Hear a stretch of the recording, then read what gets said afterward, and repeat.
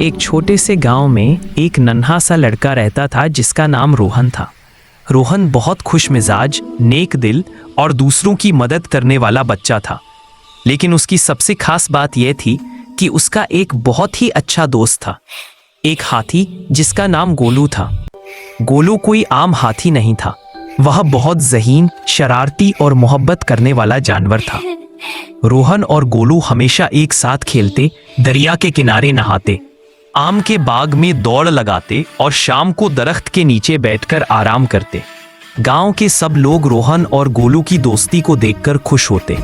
वो दोनों हर वक्त साथ रहते, जैसे साया और रोशनी। गोलू अक्सर रोहन को अपनी पीठ पर बिठाकर गांव के चक्कर लगवाता। बच्चे तालियां बजाते और बड़े उन दोनों की मोहब्बत को देखकर मुस्कुराते। एक दिन मौसम कुछ अजीब सा था। आसमान पर बादल छाए हुए थे, हवा में नमी थी और दरख्तों के पत्ते जोर जोर से हिल रहे थे। रोहन हस्बे मामूल अपने दोस्त गोलू के पास पहुंचा, लेकिन आज कुछ मुख्तलिफ था। गोलू अपने बाड़े में नहीं था, ना ही वह जंगल के किनारे, ना दरिया के पास और ना ही बाग में। रोहन को थोड़ा ताज्जुब हुआ, लेकिन उसने सोचा शायद गोलू कहीं खेलने गया हो। कुछ देर बाद जब शाम होने लगी और अंधेरा फैलने लगा तो रोहन के दिल में खौफ सा बैठ गया। वह दौड़ता हुआ जंगल की तरफ गया। पत्तों के शोर और जीवरों की आवाज़ों में वह बार बार आवाज़ देता, गोलू, गोलू कहाँ हो तुम? लेकिन जवाब में सिर्फ हवा की साई साई थी। रोहन के दिल में घबराहट बढ़ने लगी। उसने गांव के लोगों को बताया कि गोलू गुम हो गया है। सब लोग मशालें और लालटेनें लेकर जंगल में निकले। रात भर तलाश जारी रही, मगर गोलू का कोई निशान न मिला। सुबह का सूरज निकला तो रोहन की आंखों में आंसू थे। वह अपने दोस्त के बिना बिल्कुल उदास था। अगले दिन भी तलाश जारी रही। रोहन हर उस जगह गया जहां वह दोनों कभी खेलते थे। कभी दरिया के किनारे बैठकर रोता, कभी आसमान की तरफ देखकर दुआ करता। गांव के बच्चे भी उसके साथ हो गए।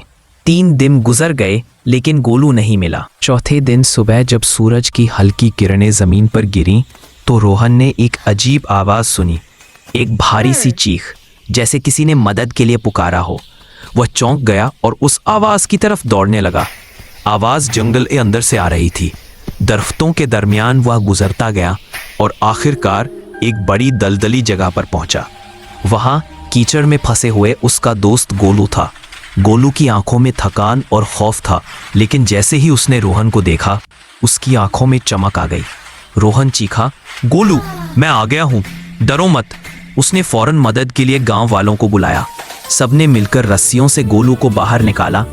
यह काम आसान नहीं था, मगर सबके दिलों में मोहब्बत और हौसला था। कई घंटों की मेहनत के बाद आखिरकार गोलू बाहर आ गया। रोहन ने गोलू को गले लगा लिया। दोनों की आंखों से आंसू बह निकले, खुशी के, शुक्र के, मोहब्बत के। पूरे गांव में जश्न मनाया गया। बच्चों ने गोलू के लिए फूलों के हार बनाए और बड़ों ने मिठाइयाँ बांटी। उस दिन के बाद रोहन ने फैसला किया कि वह कभी गोलू को अकेला नहीं छोड़ेगा। वह हर सुबह उसके साथ जाता, शाम को वापस आता और रात को उसके करीब बैठकर कहानियां सुनाता। गोलू भी हर वक्त अपनी बड़ी सूंड से रोहन को प्यार से छूता रहता, जैसे कह रहा हो, मैं हमेशा तुम्हारे साथ हूं। यूं रोहन और गोलू की दोस्ती एक मिसाल बन गई, एक ऐसी दोस्ती जो दुख, खौफ और फासले के बावजूद कायम रही। और गांव के लोग आज भी कहते हैं, दोस्त वो नहीं जो सिर्फ खुशी में साथ हो, बल्कि वो है जो अंधेरे में तुम्हें ढूंढकर रोशनी तक ले जाए।